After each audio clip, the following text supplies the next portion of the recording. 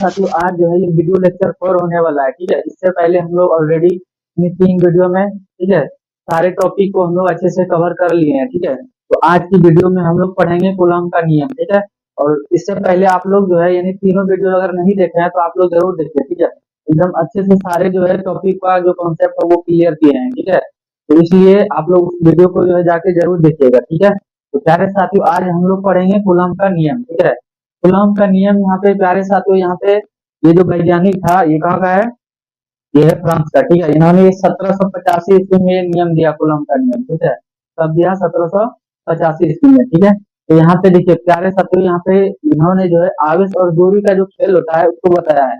आवेश और दूरी का खेल को बताया है यहाँ पे। ठीक है, इसको हम लोग एग्जाम्पल के माध्यम से अच्छे से समझेंगे। ठीक है, और अगर आप लोग हमारे चैनल पर नए हैं ठीक है तो चैनल को प्यारे साथियों आप लोग सब्सक्राइब कीजिएगा। ठीक है, और अपने दोस्तों के साथ मित्रों के साथ जो है तो वीडियो को शेयर भी कीजिएगा। ठीक है, क्योंकि इस तरह का कंटेंट जो है आप लोगों को शायद कहीं कोई यूट्यूबर जो है आपको बताएगा, यूट्यूब पे भी ऐसा कंटेंट नहीं मिलेगा आप लोग को। ठीक है, तो आप लोग लगातार हमारे साथ जुड़े रहें। ठीक है, और इस तरह का अगर कॉन्सेप्ट जो है आप लोग समझना चाहते हैं अच्छे से ठीक है तो आप लोग वीडियो को शेयर भी कीजिएगा। ठीक है, तो देखते हैं प्यारे साथियों अभी हम लोग पढ़ेंगे कूलम का नियम। ये कूलम का नियम जो है कब दिया गया था? 1785 ईस्वी में।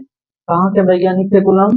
तो फ्रांस के। ठीक है, तो अब देखिए यहाँ पे इन्होंने आवेश और दूरी का खेल को बताया है। ठीक है, इसको पहले हम लोग एग्जाम्पल के माध्यम से समझ लेते हैं। ठीक है, मान लीजिए आपके घर में शादी है, क्या है? शादी है। ठीक है, तो अब बताइए यहाँ पे शादी जब होता है किसी के घर में भी तो वहां पे क्या होता है, उसके घर में जो है नेता पड़ता है तो रिश्तेदार तो आते ही है ना। तो मान लीजिए आपके घर में शादी था और आपके घर में दो रिश्तेदार आए हुए हैं। ठीक है, दो रिश्तेदार आए हुए हैं और दोनों जो है एकदम दबंग है, दोनों अमीर है, पैसे एकदम बहुत है दोनों के पास। ठीक है, तो बताइए जब दो रिश्तेदार आपके घर में आएंगे तो क्या होगा? या तो वो दोनों में दोस्ती हो सकता है या तो दुश्मनी, है ना। या तो दोनों में जबरदस्त दोस्ती हो सकता है या तो जबरदस्त टक्कर हो सकता है। ठीक है, तो अब यहाँ पे क्या होगा इसको हम लोग अच्छे से समझते हैं। देखिए आपके घर में क्या है, शादी है और यहाँ पे दो रिश्तेदार आए हुए हैं, पहला रिश्तेदार और दूसरा रिश्तेदार ये है। ठीक है, अब दोनों में क्या है, दोनों जो है दबंग है, दोनों दबंग है और दोनों के पास पैसे की कमी नहीं है, अमीर है। ठीक है, तब क्या होगा कि या तो दोनों में दोस्ती हो सकता है या तो गहरी गहरी जो है क्या हो सकता है, दुश्मनी हो सकता है। ठीक है, तो अब यहाँ पे क्या होगा कि अब देखिए जब शादी में आया हुआ है तो यहाँ पे या तो दोस्ती होगा या तो इसके क्या होगा, दुश्मनी होगा। ठीक है, अब मान लेते हैं कि एक दोस्त यानी बिहार में है, कहाँ पे है? पहला जो दोस्त है ये कहाँ पे है? बिहार में है, और दूसरा दोस्त जो था वो चला गया कहाँ? दिल्ली। बताइए यहाँ पे क्या हुआ, बिहार से कहाँ गया? दिल्ली गया। ठीक है, बिहार से दिल्ली जाने पर क्या हो गया? बहुत दूरी हो गया, है ना। और पहले ये दोनों कहाँ पे था? आपके घर में ही था। दोनों व्यक्ति पहले कहाँ पे था? घर में ही था, तो घर में था तो यानी दोनों के बीच जो है दूरी क्या था? कम था। लेकिन जैसे ही एक मेहमान जो है आपका रिश्तेदार जो है वो बिहार में ही रहा और एक चला गया कहाँ पे? दिल्ली चला गया, तो यहाँ पे क्या हुआ, दोनों के बीच की जो दूरी है वो दूरी क्या हो गया? बढ़ गया। और यहाँ पे दूरी क्या था? कम था। तो ये बताइए यहाँ पे जब दूरी कम था तो यहाँ पे क्या होगा? देखिए यहाँ पे दूरी जब कम रहेगा ना तो क्या होगा यहाँ पे, यानी बल जो है अधिक लगेगा। बल क्या होगा? अधिक लगेगा। और यहाँ पे अधिक जब लगेगा तो यहाँ पे क्या होगा, यहाँ पे जो है मतलब दोनों में या तो जबरदस्त झगड़ा होगा या तो जबरदस्त दोस्ती होगा। ठीक है, और यहाँ पे देखिए अगर मान लेते हैं ये बिहार में है, दूसरा चला गया दिल्ली, दूसरा चला गया कहाँ पे? दिल्ली चला गया। ठीक है, तो अब यहाँ पे क्या होगा कि बिहार से चला गया दिल्ली, तो यहाँ पे क्या हो गया? दूरी बढ़ गया। तो दूरी जब बढ़ जाएगा तो यहाँ पे क्या होगा? बल जो है कम लगेगा। बल क्या होगा? कम लगेगा। जब बल कम लगेगा तो दोनों में क्या होगा? जबरदस्त दोस्ती होगा। क्या होगा? दोस्ती होगा। दूरी बढ़ने पर जो है दोस्ती बहुत तगड़ा होता है। आस पास में जब लोग रहते हैं तो दोनों एक दूसरे से जलते हैं। ठीक है, ये हर एक समाज में ऐसा होता है। ठीक है, तो आप देखिए यहाँ पे आपके घर में जो है कितने मेहमान आए हुए थे? दो मेहमान। ठीक है, ये पहला ये दूसरा, दोनों क्या था? दबंग था, दोनों के पास पैसे की कमी है, दोनों के पास रुतबा बहुत ज्यादा है। ठीक है, अब देखिए जब दोनों घर में था तो दोनों के बीच का जो दूरी है, डिस्टेंस क्या था? कम था। तो डिस्टेंस जैसे ही कम होगा तो क्या होगा कि दोनों के बीच जो है बल अधिक लगेगा, है ना, दोनों के बीच क्या होगा, बल अधिक लगेगा। लेकिन जैसे ही क्या होगा, एक व्यक्ति बिहार में रहेगा या फिर घर में ही रहेगा और दूसरा चले जाएगा कहाँ पे, दिल्ली चला जाएगा, तब क्या होगा, यहाँ पे दूरी जो है बढ़ जाएगा। दूरी जैसे ही बढ़ेगा इनके बीच जो है क्या होगा, बल कम लगेगा और क्या होगा, यहाँ पे दोस्ती होगा। ठीक है, तो यहाँ पे देखिए यही नियम यहाँ पे लागू हो रहा है। गुलाम ने यही बताया।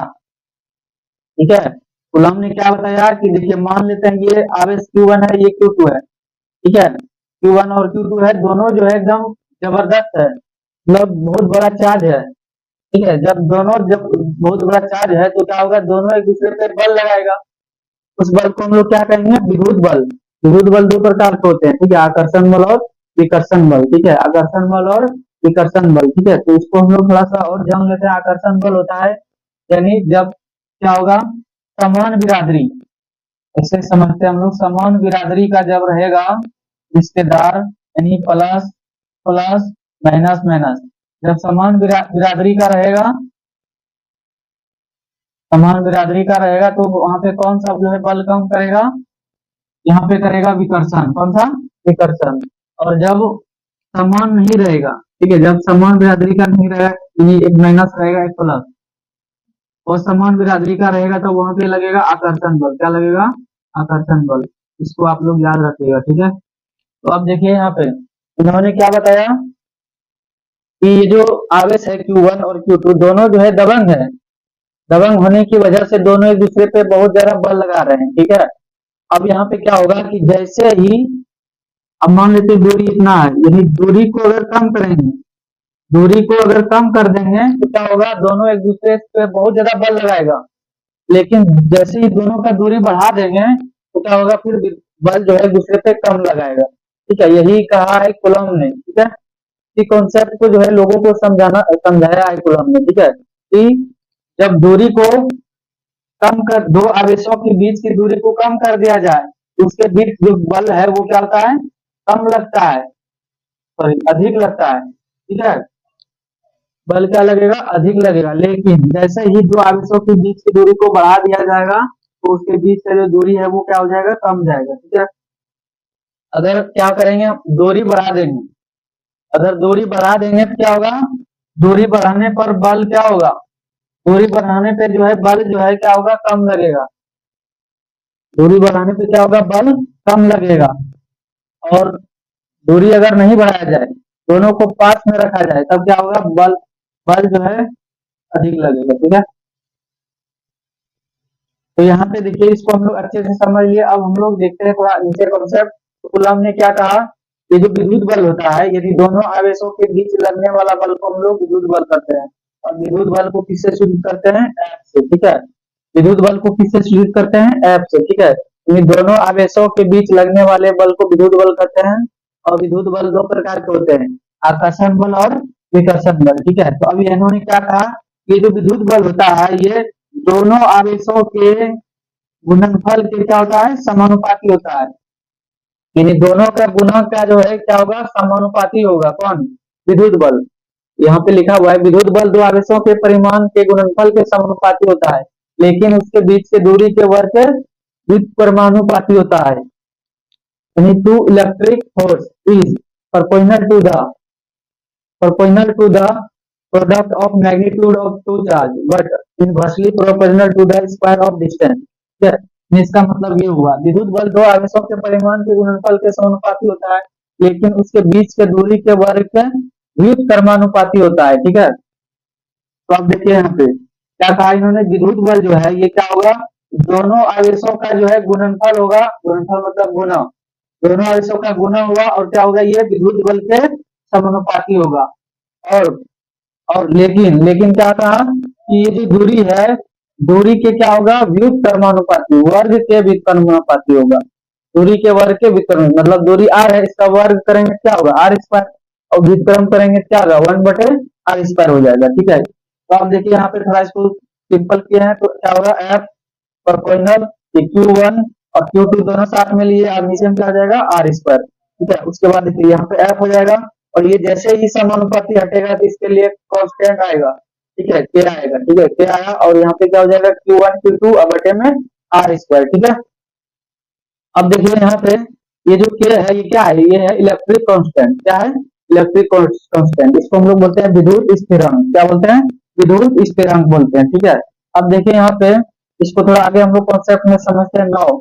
अब ये जो के है इसका मान कितना होता है 1/4 पाई एप्सिलॉन अभी है, ठीक है। अब देखिए यहाँ पे सबसे पहले हम लोग क्या करेंगे, 3D डायमेंशन दिया शेप दिया हुआ है, इसका हम लोग पहले मान निकालते हैं, ठीक है। इसका जो ठोस कोण होगा सॉलिड एंगल पहले इसका निकाल लेते हैं, क्या होता है ये, तो यहाँ पे क्या होगा अगर ये अगर इस तरह से शेप बनाएंगे तो ये क्या बनेगा गोला बनेगा, ठीक है। अब देखिए यहाँ पे इसका अगर सॉलिड एंगल यानी ठोस कोण निकालेंगे तो क्या होगा, सबसे पहले हम लोग क्या करेंगे यानी गोले का जो पृष्ठीय क्षेत्रफल है इसको ऊपर लिखेंगे सरफेस एरिया, और उसका जो रेडियस होगा उसको नीचे में लिखेंगे, ठीक है। तो गोले का पृष्ठीय क्षेत्रफल क्या होता है पाई आर स्क्वायर, और इसका रेडियस क्या हो जाएगा आर स्क्वायर हो जाएगा, ठीक है। अब देखिए यहाँ पे आर स्क्वायर और आर स्क्वायर दोनों कट जाएगा तो यहाँ पे बचेगा 4 पाई, और ये जो है यानी ठोस कोण को हम लोग किसमें मेजर करते हैं स्टेरेडियन में, ठीक है, किसमें करते हैं स्टेरेडियन में, ठीक है। अब देखिए यहाँ पे जहाँ ई जो है ये एप्सिलॉन जो है इसको हम लोग बोलते हैं परमिटिविटी, क्या बोलते हैं एप्सिलॉन को परमिटिविटी, यानी इसका मतलब होता है परावैधुकता या परावैधुतांक, ठीक है। अब देखिए क्योंकि परावैधुतांक बराबर होता है epsilon naught into epsilon are.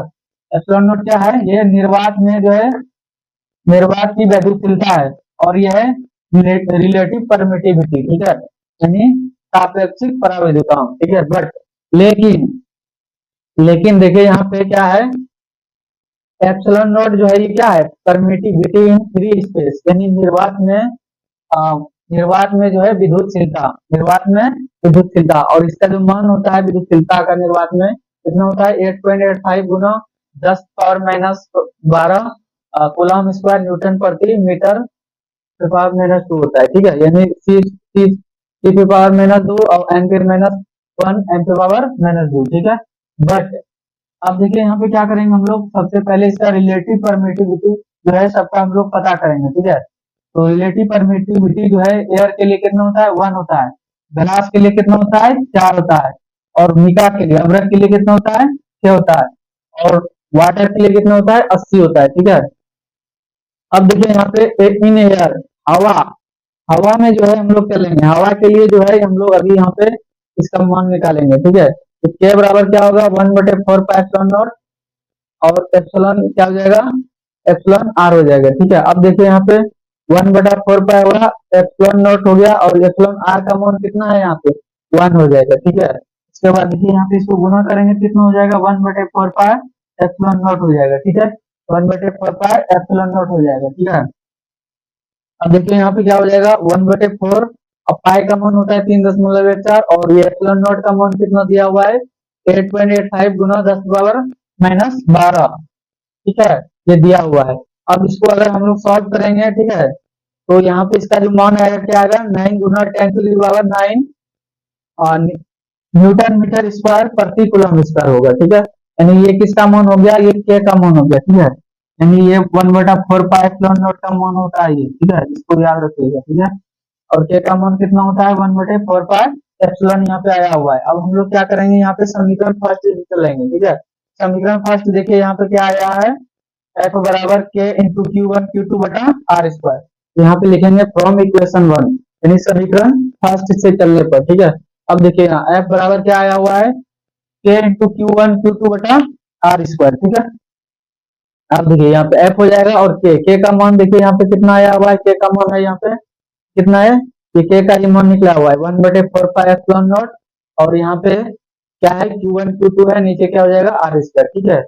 तो यहाँ पे प्यारे साथियों यानी कूलम का नियम को हम लोग अच्छे से समझ लिए, ठीक है। तो मिलते हैं हम लोग नेक्स्ट वीडियो में,